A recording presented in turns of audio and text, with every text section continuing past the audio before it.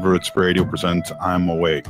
I'm here to ask you for your support. Finding honest Native-centered news is not easy, but with your support, we're able to provide accurate information about Standing Rock, Line 3, treaty violations, and COVID-19 in our Native communities.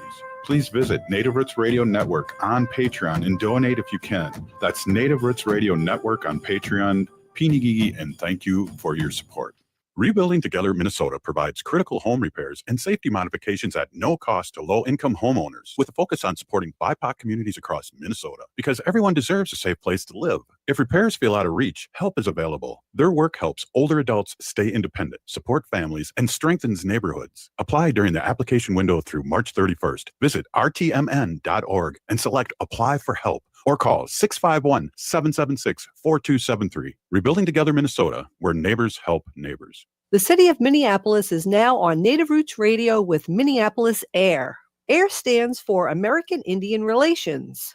Guest host Christine McDonald talks to people about important things affecting the city's Native communities. Minneapolis AIR dives into topics like public safety, public health, elections, and so much more. Tune in to Minneapolis AIR on Native Roots Radio from 5 to 6 p.m. on the second Wednesday of every month, right here on AM 950. Aho, this is Robert Pilot.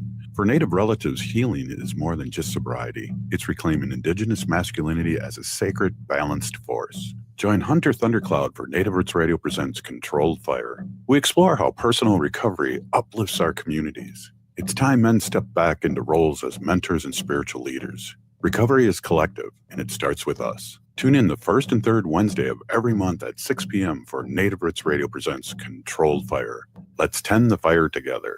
Support comes from the Walker Arts Center. Did you know that the Walker has a cinema that shows film almost every week? From artist talks, genre-defined performances, and world premieres to archival shorts and experimental soundscapes, the Walker Cinema explores all modes of global and local filmmaking. Get your first tickets for free. Visit walkerart.org/cinema to learn more. That's walkerart.org/cinema. See you at the movies. With your AM 950 weather, I'm Patrick Lilia. Late tonight, a chance of rain with a low of 45. Then Friday, rain and thunderstorms expected with a high of 55. Get your exquisite, elegant box of French macarons from Nicolette's Macarons in Plymouth. Nicolette's is conveniently located off Highway 169 and 36th Avenue. Stop in at the store or order your box online at nicolettesmacarons.com. Portions of Native Roots Radio may be pre-recorded. It's a good day to be indigenous. Get up, stand up. They are going to become more brutal. Couldn't cut, hit me cut again. Because all the hippies were trying to be Indians anyway. They're going to become more repressive because it's a matter of dollars and their illusionary concepts of power. Hey, Victor. We must live in balance with the earth. And also with recent happenings at Wounded Knee. I am awake. Welcome to Native Roots Radio presents I'm Awake, and I'm your host, Wakanja Hade. Hey, Kadagi to all my friends and relatives in four directions. You are listening to Native Roots Radio presents I'm Awake, and I'm your host, Robert Pilot. Hey, we discuss local, national, Native news and events, and as you know, Native issues are human issues, and human issues are Native issues. Hey, we have our friend, State Representative Heather Keeler, and we want to get a quick check-in with the State Representative. Great to see you, Heather. Thanks so much for stopping in, and thanks for all you do for our community and our state. Thanks, Robert. Cool shirt you have on today. I can't hear you. Oh, no. There we go. Gotcha. Oh, okay. Oh, there you are. You're good. You got me? Okay. Hello. It's good to see you. I was saying you have a cool shirt on today. Yes. Kind of fun. That was the old slogan. I know. I was just going to say I need to get you the Keeler for Congress stuff that we have as well. So, yeah, thanks for giving me a couple minutes. I sort of just want to give an update, if it's okay to jump in with sort of the last week and what some of the things have been happening at the Capitol, in the House. I serve on the Human Services, I serve on Health, and I serve on Education Policy. The the Minnesota House is in a tie. And I think it's just wild to me, some of the things that are happening. We have tried to pass really common sense gun legislation that the families of Annunciation have been asking us to do. Like, there's been Harper and Fletcher's desks have been all around the Capitol. Like, it's just a realization that we have got to do things in education policy. We tried a simple bill that would have put us back into federal alignment just as recent as a year ago, saying that guns have to be safely stored in a vehicle if they're on school property, like in a parking lot. Couldn't get that passed. We're trying to create an office for gun violence prevention through the Department of Health, but because we know that this is like a public health issue for those who work in or are deeply connected to suicide prevention, we know that there's an overlap there in, you know, areas of mental health. And we keep coming up to kind of a hardship. And so I just want to remind people it's so important to be involved in the democratic process, because without having good people in the seats to do the work, we're not able to get the good work done. And so if there's seats open in your local, like city council, county commission, school board, or if your House seat is open, or your Senate seat is open, or your tribal seats are open, run for something, because it really matters who we put in these seats. Yes, absolutely. And we just got to keep on talking about what you just brought up, because it's really important, because, you know, the voters have a short memory. And I really appreciate you coming in and talking about this, because it's so important. And also, it's common sense legislature, like you said.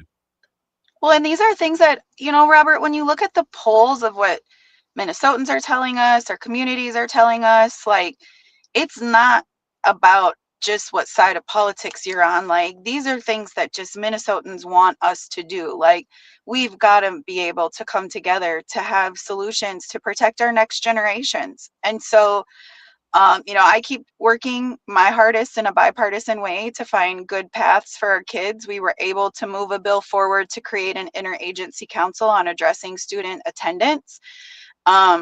You know, there's some of those slivers of commonality that I think we should be able to work on. And obviously, I think that that's protecting our kids the most. It seems like they always land in the middle of these adult hardships, and it's just really unfair to our next generation.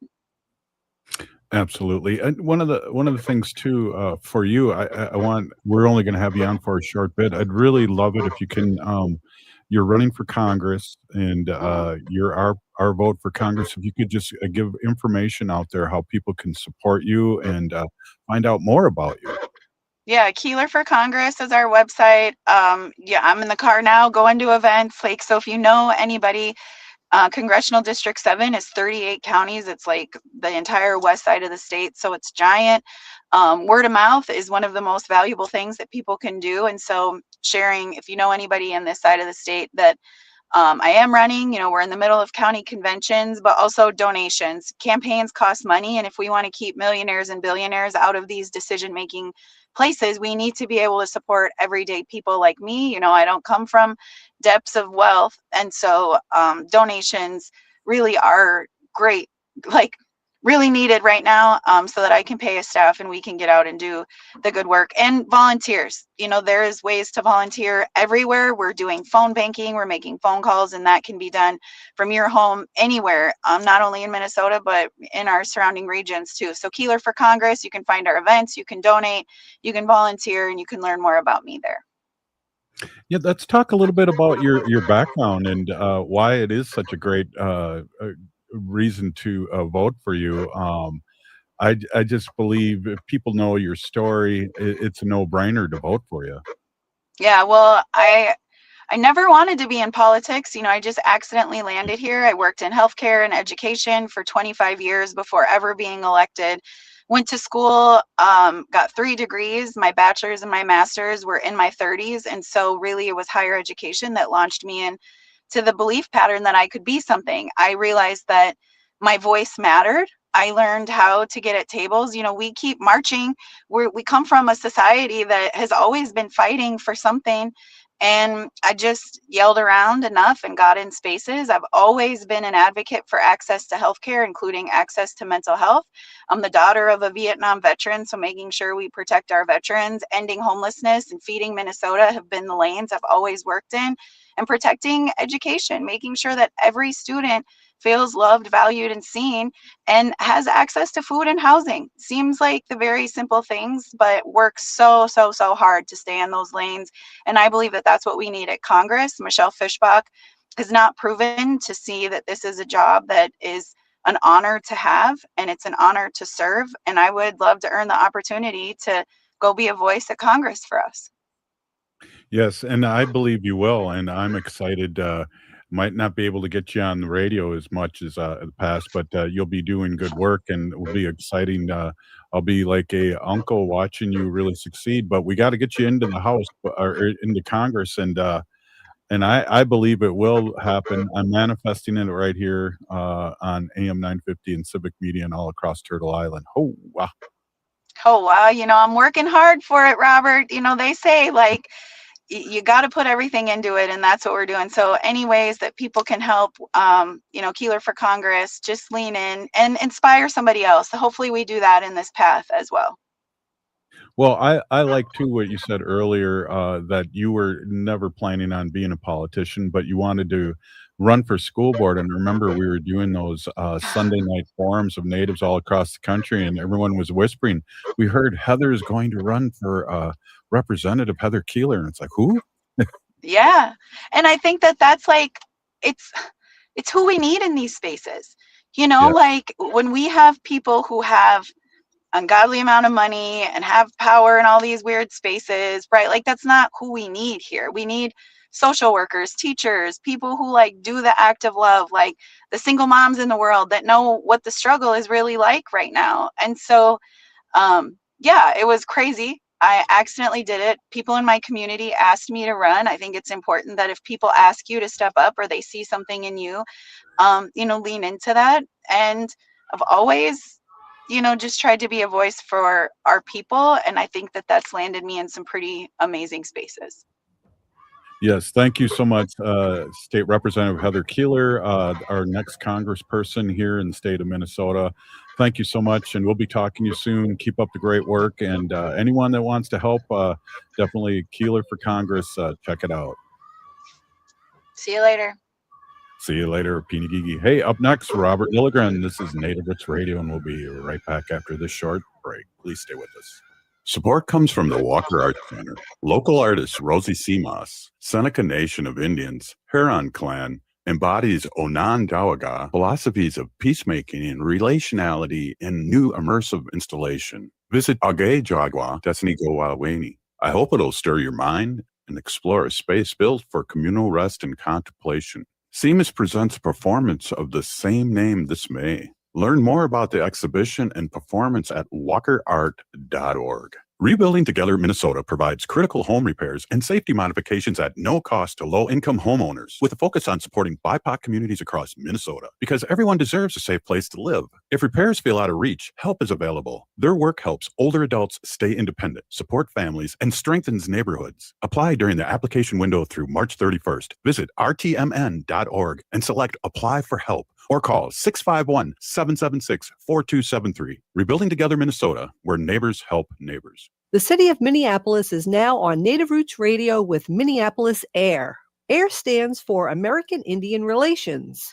Guest host Christine McDonald talks to people about important things affecting the city's Native communities. Minneapolis AIR dives into topics like public safety, public health, elections, and so much more. Tune in to Minneapolis AIR on Native Roots Radio from 5 to 6 p.m. on the second Wednesday of every month, right here on AM 950. This is Chase Iron Eyes announcing a new show on AM 950, the progressive voice of Minnesota, powered by Native Roots Radio. The show is called Native American Patriot Talk Radio. What will we do on the show? We are going to explore and dive into the source of American constitutional sovereignty, the intersection of Native American and legal issues. Find us the first and third Tuesday of every month at 6 p.m. on AM 950.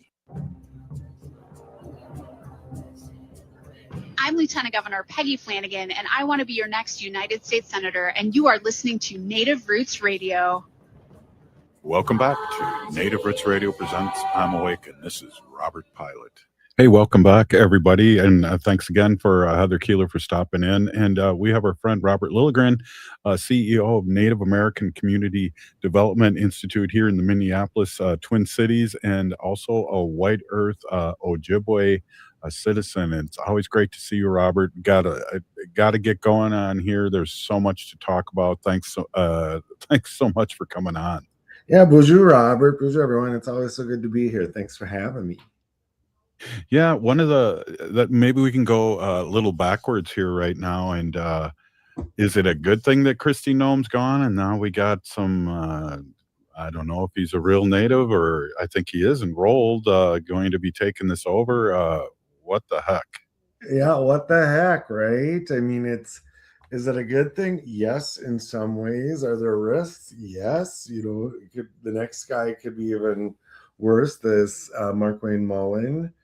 And we'll see, but at least there feels like there's some, at least acknowledgement of the mistakes that Homeland Security has made under Noem's leadership, and some kind of course correction.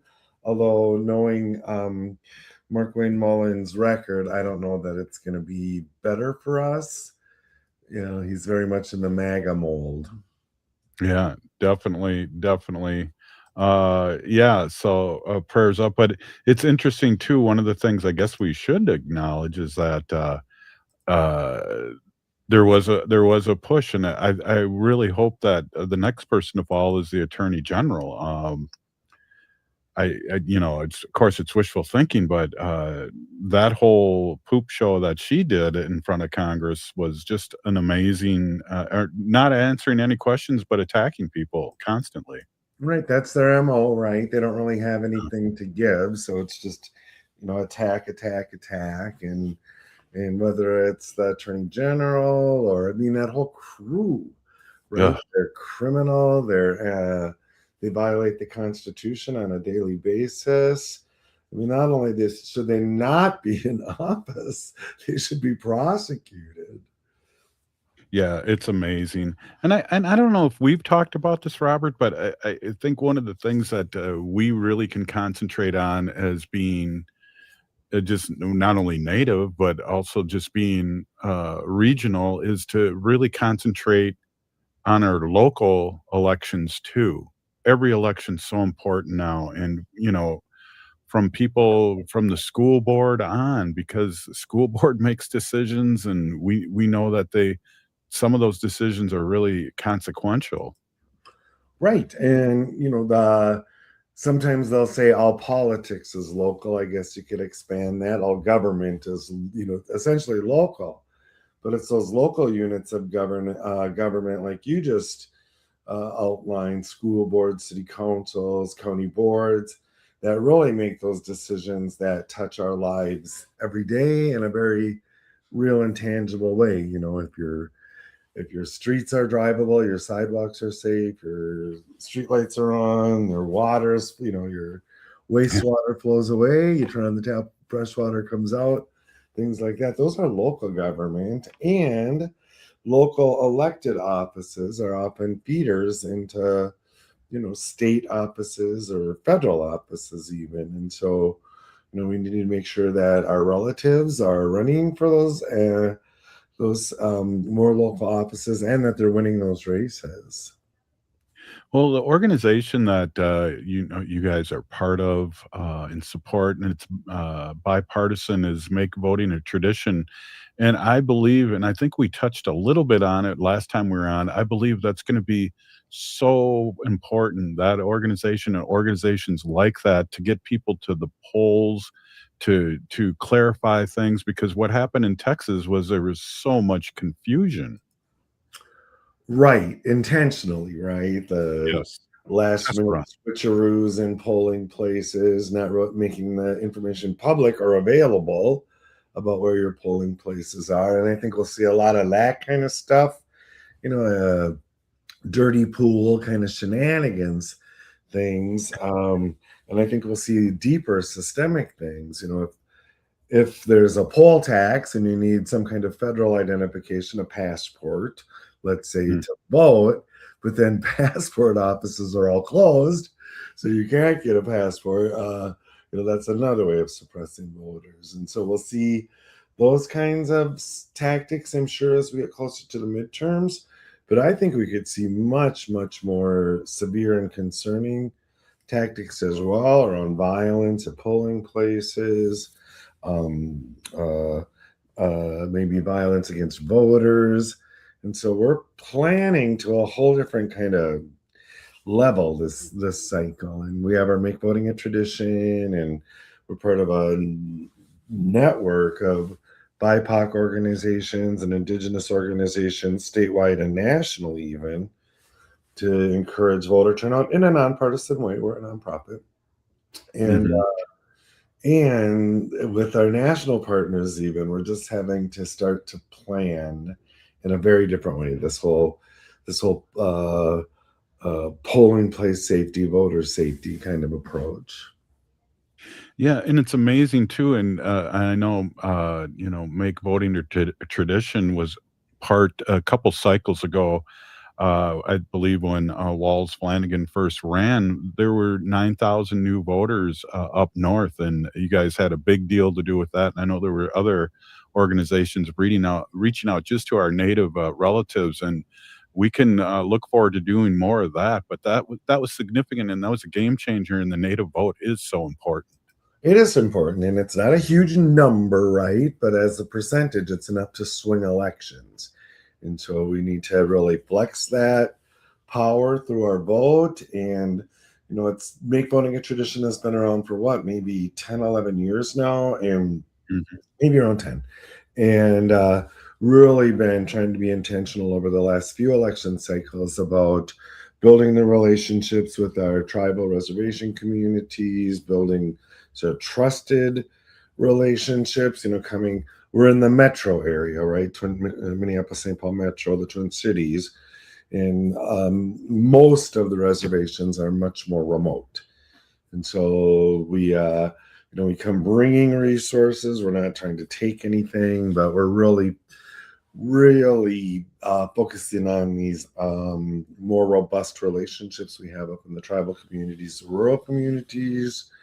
And that's really exciting. And we're trying to use national partners and the resources they bring to maybe beef up some of the nonpartisan political staffing on reservations in the more rural communities, and we'll see. And we do have a demonstrable impact on voter turnout in Indian country. It was amazing, and I love talking about that. It shows proof in the pudding of work like Make Voting a Tradition, and other organizations that really jumped in there and did that. I just smile. And then we've seen that nationally too when Biden won, that the Native vote was very, very shifted a couple states at least. Yeah, the two for sure. Shifted them toward Biden, and NACDI was running. I'm trying to remember if it was Biden's year, but there was a very deliberate, we called it the 7-state strategy. And there were 7 states identified where the Native vote is significant enough to swing the state. Minnesota is one of those states. And I think in at least 2, I'm thinking it was Arizona and Michigan. Maybe it was 3 states. The Native vote was the determining percentage of a victory. And so again, it's not elections are numbers games, right? It's not magical or anything like that. It's doing the hard work of engaging with voters, motivating voters, supporting them in their voting process and making sure folks get to the polls. And one of the things that make voting a tradition that I just love is that it's a year-round program. Right? Mhm. Very early on, Robert, from community, we said if you really want to make voting a tradition, you need to be in community year-round. You can't Mhm. show up when you need our votes. You can't just show up as it gets close to an election. And we took that to heart. And so we have all kinds of engagement in the policy and political process year-round. And then sort of development and capacity building. We have a full, robust cadre of what we are now calling, oh my, we just changed it. We used to call them our canvassers, but now we're calling them our community specialists, our Native engagement community specialists. And they're very well trained organizers, and they can engage. It's kind of like identify the issue that you need their support and turn them loose, right? I point out to the recent ICE surge, it was the Make Voting a Tradition community specialists who kept the resource hub going, our All My Relations Arts Gallery on Powell Grounds, which was the headquarters for the Native Protector Movement, AIM, the observers and things. It was a Make Voting a Tradition community specialist that kept that going. Yeah, definitely. Hey, we're here with Robert Lilligren, White Earth Ojibwe relative and also CEO of Native American Community Development Institute. And we are just tickled pink to always have him on. We'll talk a little bit about some more election stuff. I got a couple things, and I'll text you so I don't. I'll text you so I don't surprise you. Oh wow, Native Roots Radio. Oh.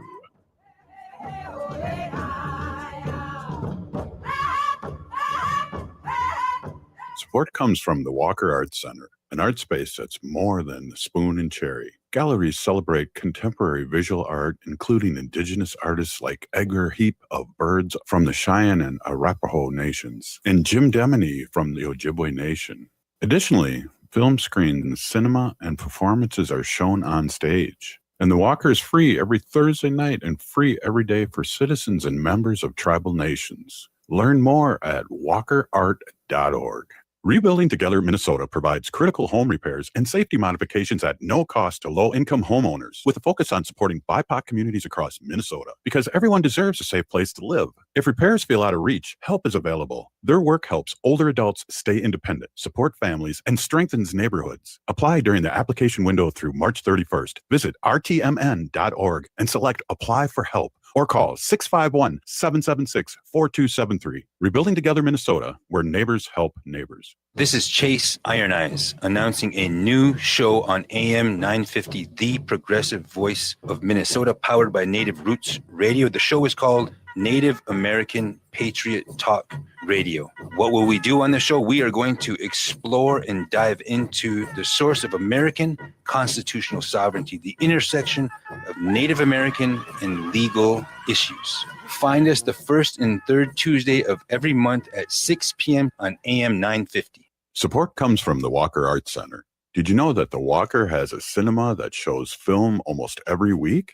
From artist talks, genre-defined performances, and world premieres to archival shorts and experimental soundscapes, the Walker Cinema explores all modes of global and local filmmaking. Get your first tickets for free. Visit walkerart.org/cinema to learn more. That's walkerart.org/cinema. See you at the movies. The city of Minneapolis is now on Native Roots Radio with Minneapolis AIR.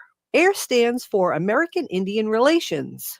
Guest host Christine McDonald talks to people about important things affecting the city's Native communities. Minneapolis AIR dives into topics like public safety, public health, elections, and so much more. Tune in to Minneapolis AIR on Native Roots Radio from 5 to 6 p.m. on the second Wednesday of every month, right here on AM 950. Unwanted sexting or photos, inappropriate jokes, even tickling or wrestling can feel like a violation. Catcalling, cornering, or groping, getting them drunk or high for sex, recording sexual acts without permission, hurting someone because of their sexual orientation, raping a family member, a child, a date, a friend, a stranger. Purchasing a human being for sex. You make the choice every single time. Sexual violence is many things. Make a choice. Do not do it. Sponsored by the Minnesota Indian Women's Sexual Assault Coalition. Support comes from the Walker Arts Center. Local artist Rosie Simas, Seneca Nation of Indians, Huron Clan, embodies Onondaga philosophies of peacemaking and relationality in new immersive installation. Visit Age Jagwa Desnigowaweni. I hope it'll stir your mind and explore a space built for communal rest and contemplation. Simas presents a performance of the same name this May. Learn more about the exhibition and performance at walkerart.org. With your AM 950 weather, I'm Patrick Lilia. Late tonight, a chance of rain with a low of 45. Then Friday, rain and thunderstorms expected with a high of 55. Dinosaur World is taking over Children's Theater Company for an immersive tour where you can feel the roar and even smell their stinky breath. Get ready to face a T-Rex and be sneezed on by a Triceratops. Dinosaur World runs now through April 5th. Get your tickets at childrenstheater.org. You're listening to AM 950, the progressive voice of Minnesota. Oh, this is Dallas Goldtooth, and you're listening to the Native Roots Radio. Hoka, hicha, wecha. Welcome back to Native Roots Radio presents I'm Awake, and this is Robert Pilot.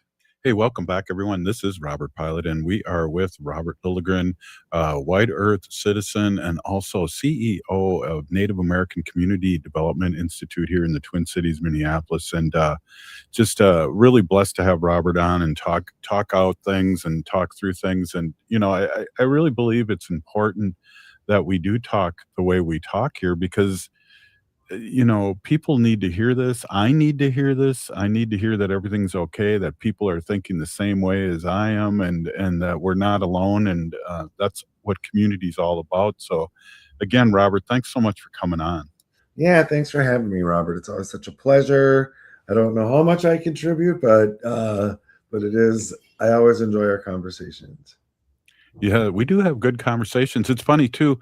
You know, we used to, when we did the 2-hour show, we used to pre-tape that and we'd have a great conversation before we'd record. And a lot of it had to do with talking about when we were younger, we're relatively the same age. And I remember when, you know, in the Iran-Contra, you know, the Iran crisis, it was on every night.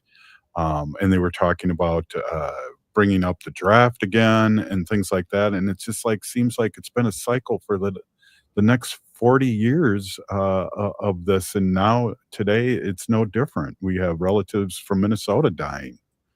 Right. Yeah. Well, and it's a little different, right? I had never seen this kind of immigration enforcement, targeted immigration enforcement, especially here in Minnesota, right? So, and then how targeted Native people were. And it's hard to imagine anyone who's less of an immigrant in Turtle Island than the indigenous people. And so that feels a little different than it has in the past. But I mean, to your point, it seems like every generation, every decade seems to have its urgent crisis, right? Right. Well, in a war, and I thought our old friend Bush was a criminal, a war criminal, but this guy here that's in there makes him seem even normal, which was hard to even fathom. Right. And I don't know if I would say normal, but I get what you're saying, Robert. And it's all relative, right? And it kind of rubs me the wrong way that we'll look back and feel like, oh yeah, that seems more normal than because it isn't normal, right? And I don't want to normalize it, but that's kind of what's going on at work, right? Or on the American Indian Cultural Corridor is, you know, you can feel this easing of the ICE enforcement. We have been able to for a week or so, and so, but none of us, I think, or at least I don't believe that we're going back to where we were before. There's going to be sort of a new normal.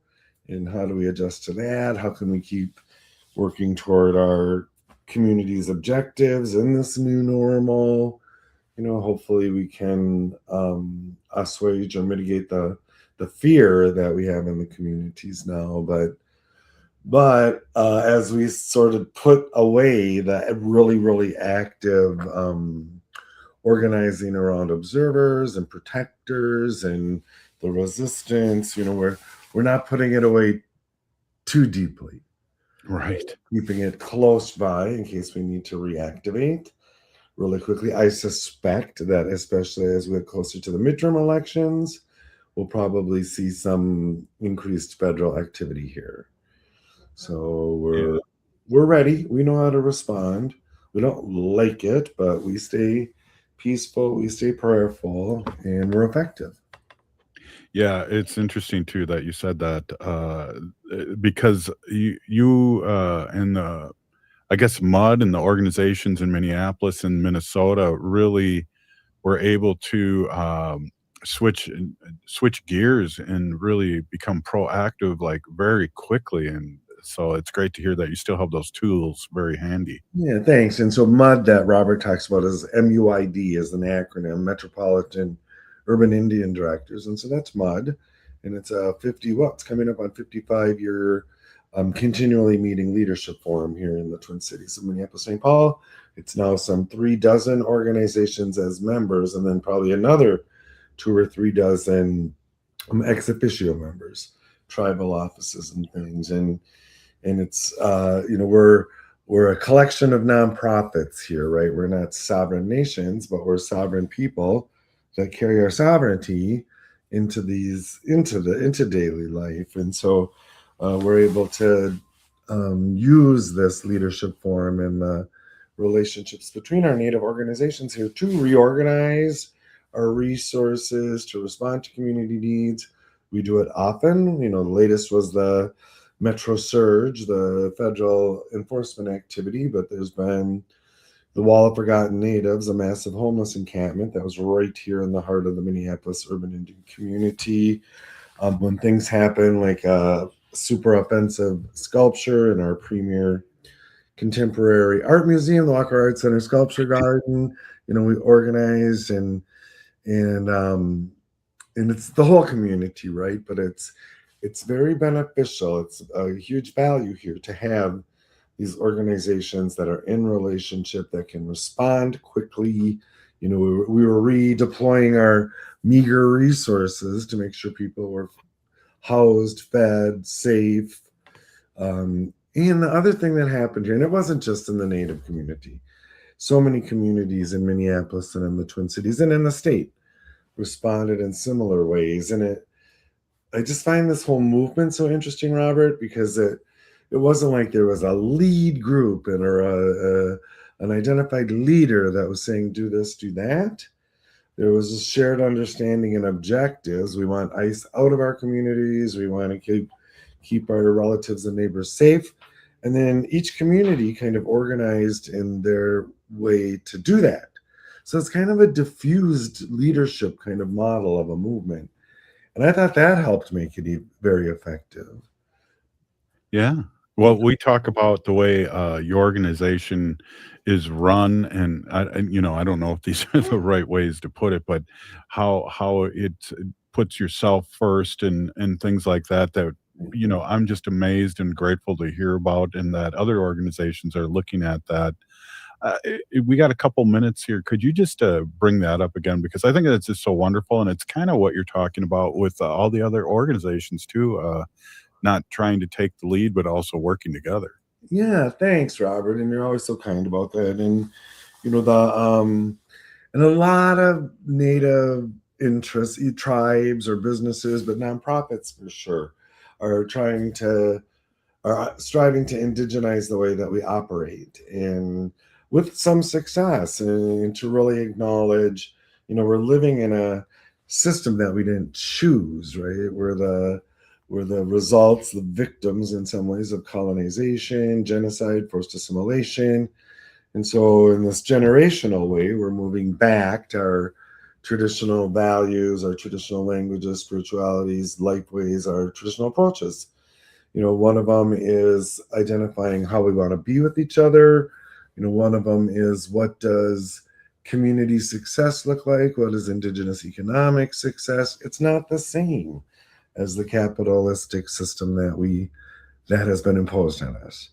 And so one of the big values that I learned this during the COVID quarantine era, and I was coached by a brilliant local elder, Linda Eagle Speaker, who does a lot of sort of indigenizing organizational operations. And one of the things Linda taught me during that time over Zoom was that an indigenous approach is to take care of ourselves first, our family second, then the community or our organizations. And I would just push back against her and I'd say, Linda, we're indigenous. We care for the whole. We're not just about ourselves. And she would say to me, like I was a little kid, she would say, Robert, that's the colonizer's way. The indigenous way is take care of yourself, then your family, then the community.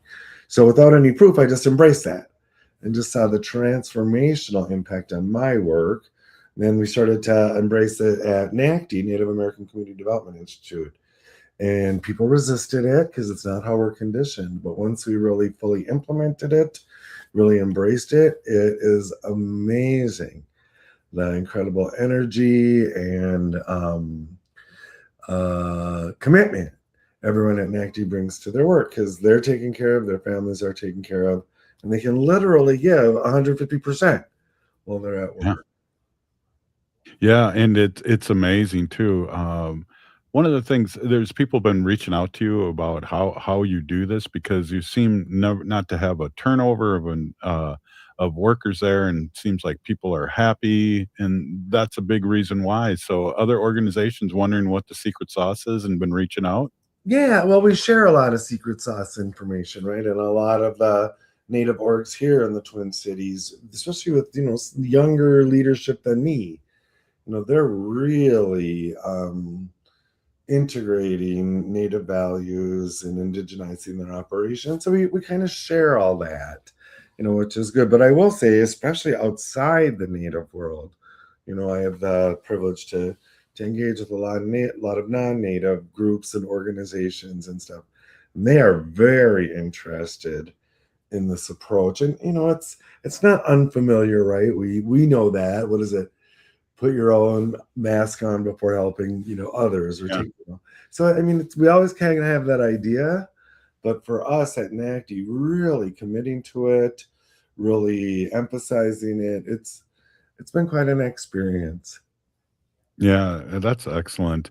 And I'd really love to, we're winding down in this segment, and I'd really love to talk about the work of NACDI. And I know there's things happening. I know the art gallery is going to be opening up here real soon again. And just the boots on the ground and the great come to Franklin Avenue and walk around a little bit. And, you look down the street and see a big, huge building being built, and it's Native American Community Clinic that's adding to the whole vibe on Franklin Avenue, the corridor of Native Americans in Minneapolis. And let's talk a little bit about that next segment.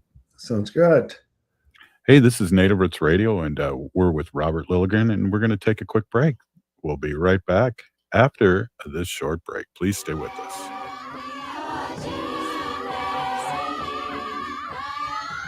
The city of Minneapolis is now on Native Roots Radio with Minneapolis AIR.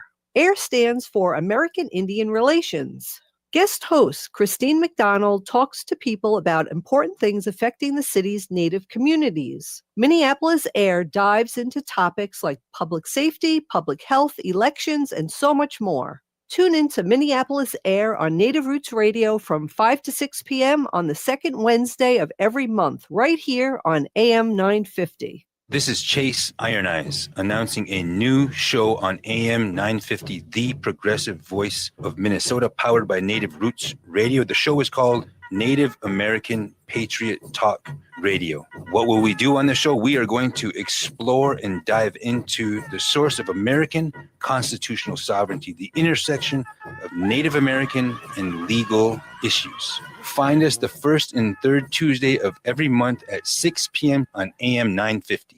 Support comes from the Walker Arts Center, an art space that's more than the spoon and cherry. Galleries celebrate contemporary visual art, including indigenous artists like Edgar Heap of birds from the Cheyenne and Arapaho nations, and Jim Deminy from the Ojibwe Nation. Additionally, film screens, cinema, and performances are shown on stage. And the Walker is free every Thursday night and free every day for citizens and members of tribal nations. Learn more at walkerart.org. If the statistics say that 1 in 3 Native women and 1 in 6 Native men have experienced sexual assault in their lifetime, it means our whole community is affected by sexual violence. 1 is too many. Don't stand by, stand up. Don't engage in acts of sexual violence, and shut down the dirty jokes, the gossip, the victim blaming and shaming. As a community, we can change the way we respond. Contact the Minnesota Indian Women's Sexual Assault Coalition to attend a workshop to learn more. Sponsored by the Minnesota Indian Women's Sexual Assault Coalition. Hi, it's Dr. Evan Adams, and you're listening to Native Roots Radio. Hey, Victor, you better be listening. In this portion of the show, we'd like to bring awareness to our wolf and bear populations throughout Turtle Island. Say no to the hunts.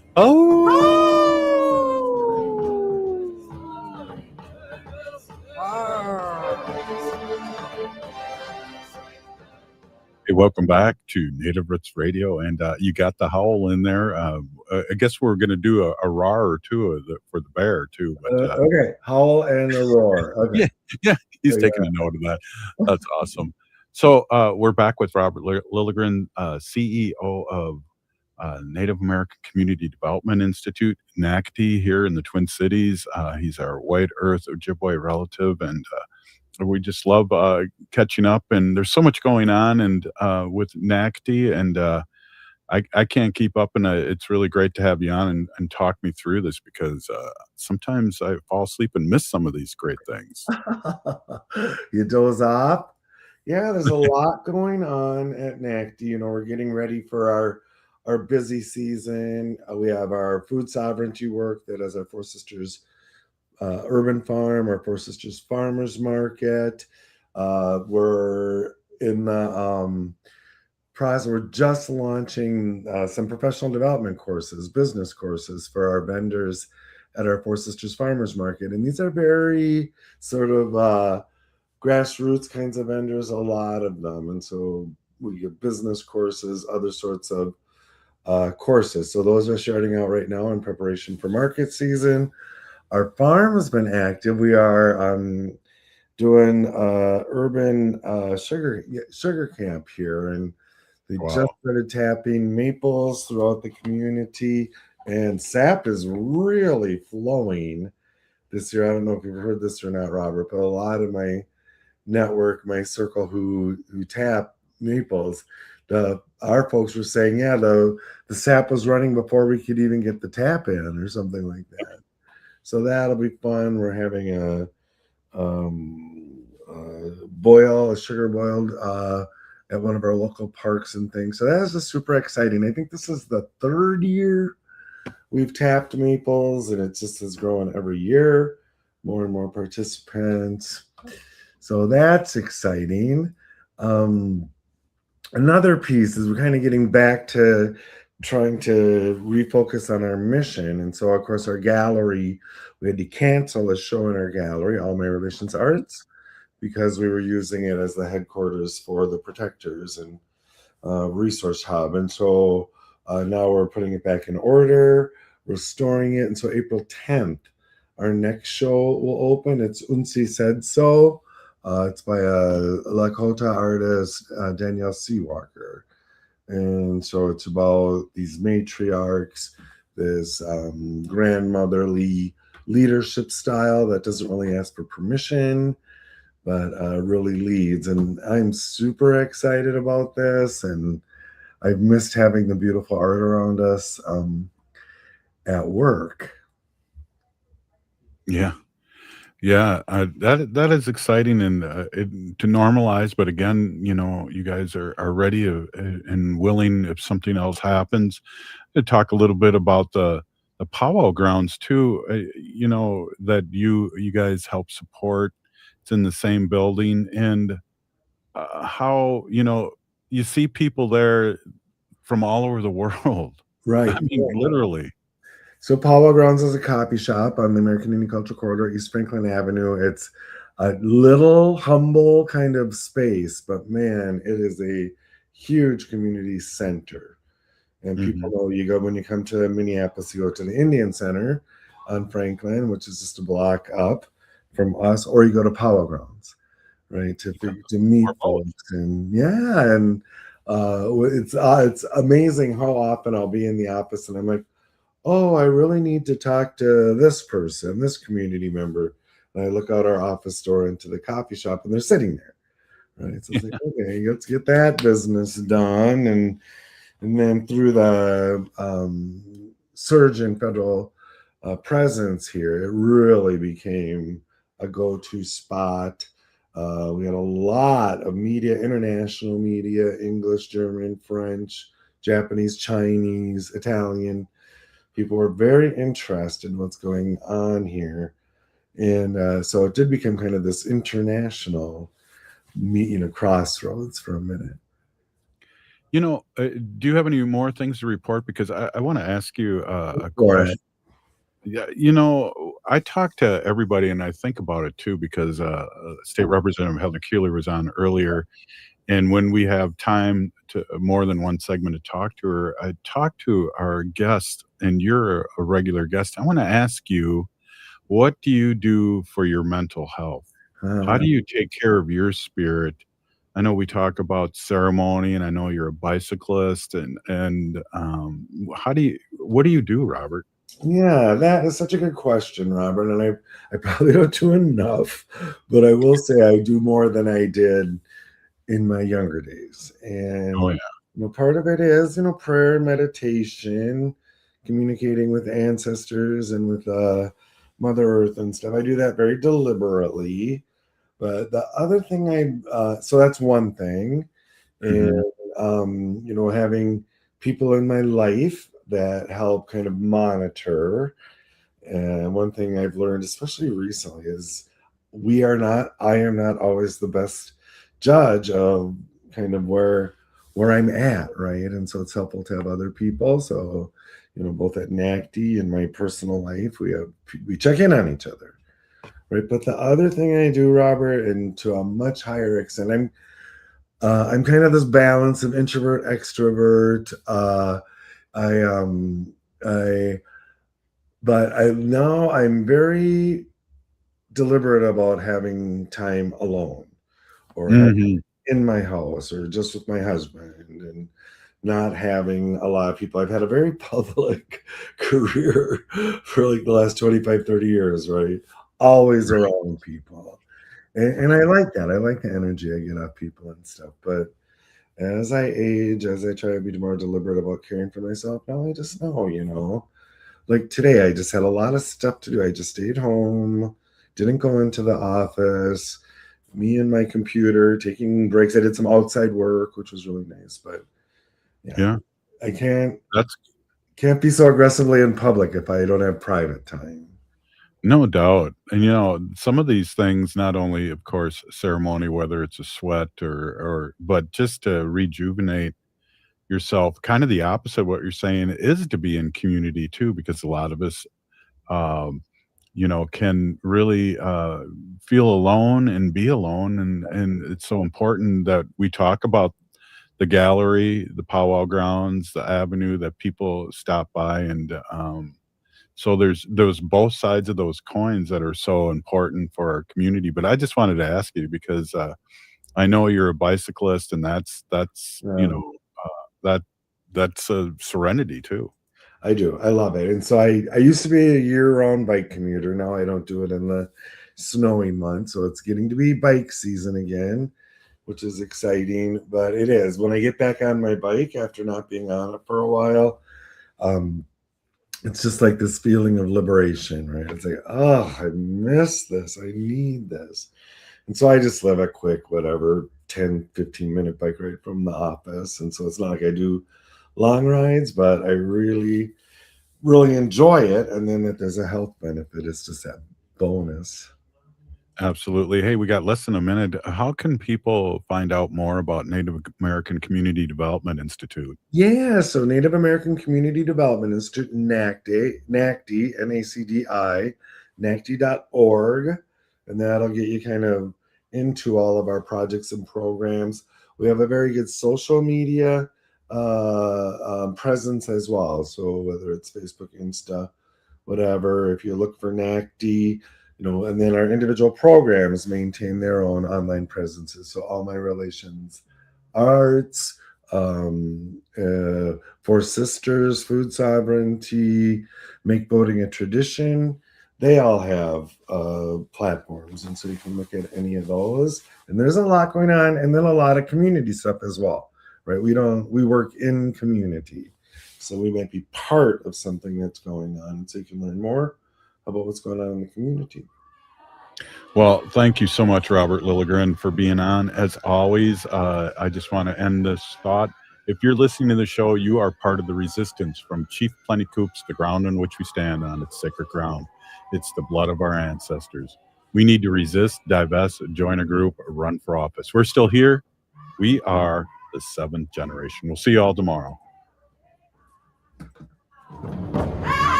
Rebuilding